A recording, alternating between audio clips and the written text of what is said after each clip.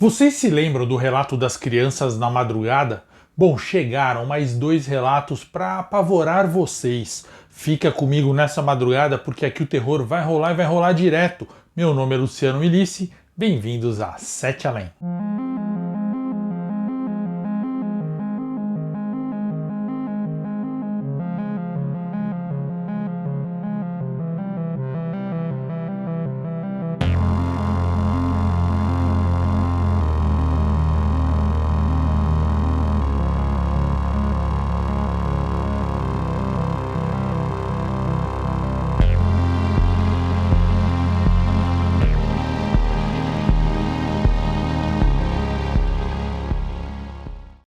Boa madrugada, cidadãs e cidadãos, boa madrugada alminha. O relato do Felipe veio por e-mail e envolve crianças na madrugada, mediunidade e coisas assim. Tá afim? Então já deixa seu like e comenta com a sua expectativa. Me segue nas redes sociais, @oficial 7 além e @Luciano Milici, tá legal? O relato do Felipe começa mais ou menos assim. Boa madrugada, Luciano. Me chamo Felipe e trabalho como recepcionista noturno em um hotel. E toda madrugada eu gosto de colocar seus relatos para escutar enquanto faço as minhas tarefas. Eu sou muito grato pelo seu canal. Eu sempre tive uma certa conexão muito forte com o sobrenatural. Muitas coisas já ocorreram comigo, inclusive no hotel em que eu trabalho. Mas são tantas que eu acho melhor não ficar contando aqui. Deixa para outro relato. Este aqui eu dediquei especialmente para falar de um episódio que ocorreu com um primo meu, semanas depois ocorreu comigo. Eu vou contar esse em específico porque tem a ver com o seu último relato ali do garoto de 17 anos que contou que passou por algo parecido. Quando eu ouvi falar das crianças na madrugada, na mesma hora eu tive um flashback e lembrei de todo o ocorrido comigo, então vamos lá. Isso aconteceu comigo em 2018. Quando eu estava morando na Inglaterra e meu primo Rodrigo no Brasil. Além de primos, somos grandes amigos, então certa madrugada ele me enviou uma mensagem e me relatou algo bizarro que havia acontecido com ele. Por áudio, ele me contou que estava voltando de uma balada na madrugada e teve que retornar para casa a pé, pois tinha gastado além do que podia, e ele estava sem dinheiro para tomar um táxi ou um Uber.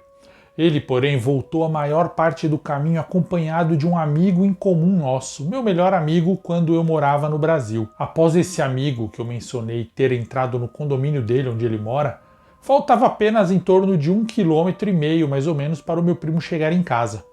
A questão é que sim, Luciano, as ruas são pavorosamente escuras e com isso podendo até ser perigoso, mas antes de voltar para o relato dele, é necessário mencionar que a gente cresceu naquele bairro, que é um bairro muito pacífico durante as noites. A maioria dos moradores são pessoas de idade, mas que durante o dia dá um pouco de vida a várias oficinas mecânicas de caminhão e também uma pequena vila industrial. Retornando então para voltar ao relato do meu primo, o Rodrigo passou por uma rua vazia que só havia oficinas mecânicas e uma outra casa, que era uma rua bem pacata. Ele disse que o medo começou a tomar conta dele quando ele ouviu risadinhas de crianças brincando. Can you see me? Como assim crianças brincando quase 4 da manhã? Hello? Não fazia sentido na cabeça dele. E acho que provavelmente não deveria fazer sentido na cabeça de ninguém. Can you find me? Só que o mais bizarro é que ele não viu ninguém brincando. Ele olhou bem ao redor, procurou para ver se tinha mesmo alguma coisa e resolveu ignorar e seguir o caminho dele. Can you find me? Mas quando ele chegou próximo da encruzilhada, para virar a esquina, ele viu uma moça de 17 anos mais ou menos. Segundo ele, essa garota estava vestindo um longo vestido preto I'm here. e tinha os braços extremamente pálidos. Seu rosto estava coberto pelos cabelos porque ela estava debruçada, chorando Behind you, look. no meio-fio, e ela chorava muito. O meu primo disse que sentiu até certo medo daquela situação. O que poderia ser aquilo? Inclusive uma emboscada de ladrões, porque é comum você ver esse tipo de coisa acontecer antes de ser assaltado. Mas o coração dele foi mais mole do que o medo. E a pena que ele sentiu da moça venceu o medo. Ele se aproximou e perguntou se a garota estava bem. Ele disse que quando ela olhou para ele, a única coisa diferente era os olhos dela, que eram uma cor meio amarelada, meio estranha. De resto, ela era uma garota normal, muito branca e muito bonita. O que não condizia era o fato dela estar de vestido, que segundo ele parecia algum tipo de vestido de gala para um evento de festa grande ou até um Halloween. Um vestido com aparência antiga e bem luxuoso. Quando ela viu o meu primo Rodrigo, tratou de logo perguntar o que estava acontecendo. Ela ainda chorando perguntou com uma voz estranha: "Você viu meu irmão?" Behind you. Meu primo ficou sem entender e retrucou: "Não, quem é seu irmão?" E a garota respondeu assim: "Eu não consigo encontrar o meu irmão, ele estava comigo aqui, sumiu." Ele perguntou em retorno: "Tá, mas onde vocês estavam quando você se perdeu dele?" A menina então ficou em pé, ainda chorando muito. Meu primo resolveu tocar o braço dela, porque naquele momento ele queria ter certeza de que ela era real, que ela não era uma assombração. E ele disse que sentiu. Era como tocar uma pessoa real. Então ele disse assim: "Vem, vamos procurar o seu irmão." Ela encarou meu primo e perguntou assim: "Onde você estava?" Ele estranhou a pergunta, mas soltou o braço dela e optou por responder: "Eu estava na balada agora, por quê?"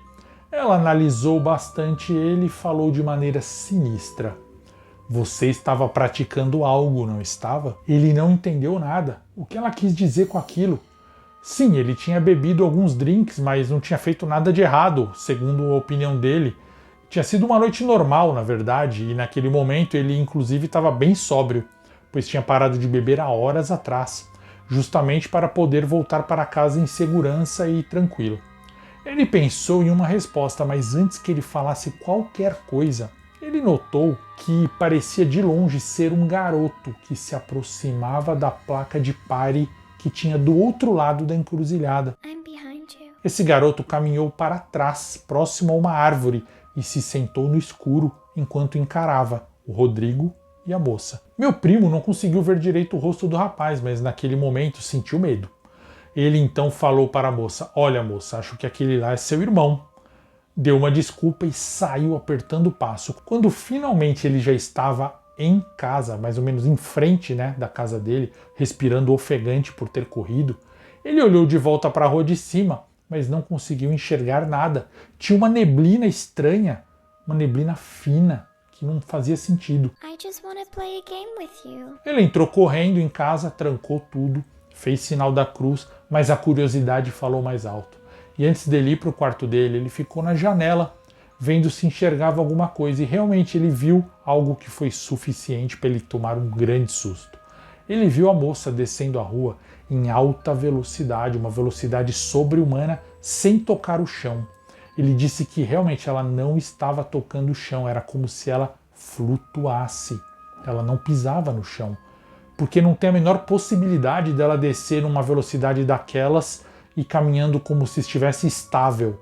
E não eram patins, pois não emitia o menor som. E ele viu essa moça atravessando todos os cruzamentos sem sequer parar ou olhar para os lados para ver se tinha carro passando. Ela desceu muito rápido a ladeira e ele resolveu correr para o quarto e ficar ali quietinho, morrendo de medo. Hey, don't you run away. Luciano, será que aquelas risadas de criança, a garota e o tal irmão não são seres de outra dimensão que acabaram por parar na nossa? O que eram eles? Eu pensei em alma penada, mas geralmente não tem como encostar numa alma penada, então isso virou uma incógnita na nossa vida. Bom, dias depois que o meu primo relatou aquilo para mim, eu passei por algo parecido do outro lado do oceano, aqui na Inglaterra. A cidade em que eu moro, na Inglaterra, é um lugar bem pequeno, não tem muitos habitantes, os clubes noturnos não são legais, não tem muita coisa para a gente fazer nos finais de semana. Então, no geral, os jovens acabam viajando para outras cidades maiores para se divertir de verdade. Mas também acontece da galera se reunir em uma pequena turma e ir beber nas praças próximas às florestas. É bem escuro e não corre o risco de sermos pegos. Meus amigos e eu não usamos nenhum tipo de substância, mas existe uma lei que proíbe o consumo de bebida alcoólica em lugar público, ruas, por exemplo, na Inglaterra. Então, no caso de sermos pegos, podemos pagar multa e, no pior dos casos, podemos ir até para uma corte em julgamento. Também é importante eu dizer nesse relato, eu moro com uma melhor amiga, e essa minha amiga ela é médium, ela direto vê espíritos, e ela encara aquilo como algo normal. Then we will kill you. Até eu já me acostumei quando ela começa a conversar e fala assim: tem alguém no nosso ambiente, tem alguém fazendo isso. Ela vê espírito constantemente, espíritos ruins, digamos, e ela fica só quieta quando são ruins. Quando são bons, ela acaba falando na hora. Naquela noite nós fomos, ela, o primo dela, o melhor amigo do primo dela e eu, beber em um desses locais afastados que eu mencionei. Ao entrarmos mais nas proximidades com muitas árvores, encontramos um parquinho infantil. Sabe, um parquinho bem convidativo, com alguns brinquedos estilo rapel, balanços de pneus, várias coisas legais para jovens embriagados se divertirem. A gente brincou em vários brinquedos enquanto conversávamos na madrugada e a madrugada ia passando, até que depois de um tempo, os dois meninos que estavam com a gente resolveram brincar nos brinquedos mais infantis que ficavam separados dos brinquedos em que a gente estava, cercados por uma pequena gradezinha, mas que era fácil de pular. E eles pularam ou abriram o portãozinho de madeira e foram. Eu e a minha amiga Jennifer ficamos apenas olhando eles brincando, indignados com aquela cena ridícula, quando de repente a Jennifer ficou assustada, olhando para eles. Eu perguntei o que aconteceu, tá tudo bem? Ela não me respondia, ela olhava fixa, até que quando eu desisti ela falou assim: meninos, saiam daí e venham para cá agora. Os meninos, embriagados, ignoraram o que ela disse e continuaram brincando, girando lá no roda-roda e dando gargalhadas.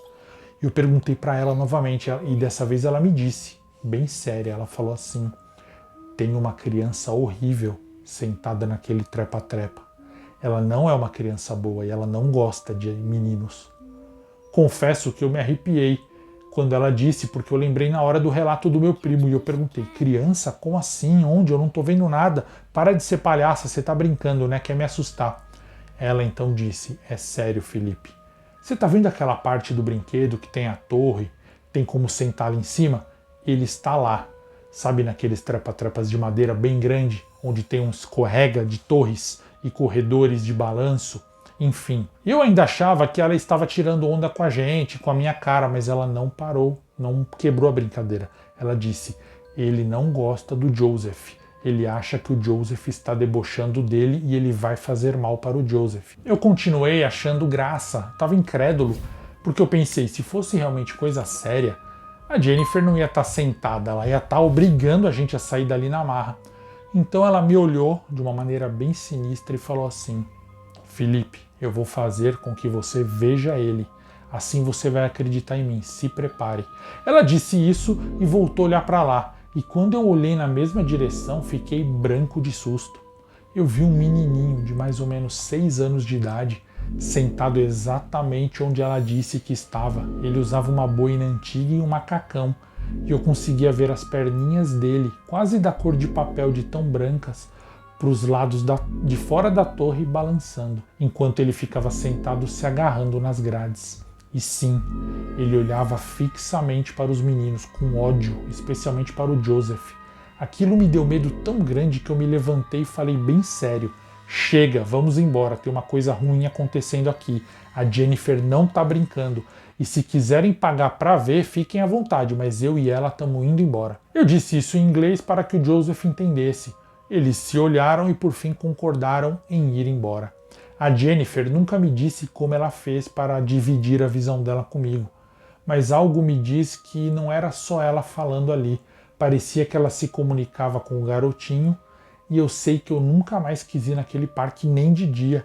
Eu evitei vários finais de semana nas ruas e hoje em dia, depois de tanto sobrenatural ter acontecido e ainda acontecer comigo, eu não tenho mais medo. Como eu falei, eu fico sozinho em hotel toda madrugada, coisas que antes eu não conseguiria fazer, mas eu já vi tanta coisa que assim que puder eu te mando esses relatos, Luciano. Mas a respeito dos 2 relatos que eu contei, o que você acha, Luciano? Qual é o seu parecer? E qual é o parecer dos inscritos? Alguém tem alguma ideia? Eu gosto muito do seu canal, obrigado por me entreter quase todas as noites. Continue na ativa. Um abraço do seu amigo Felipe. E esse foi o relato do Felipe. Deixa o seu comentário, que eu tô louco para saber o que você achou desse menino fantasma e também da moça do primeiro relato. E se você tiver um relato parecido, manda para mim, me conta e fica comigo nessa madrugada, porque aqui o terror vai rolar e vai rolar direto. Meu nome é Luciano Milici Nos vemos em Sete Além.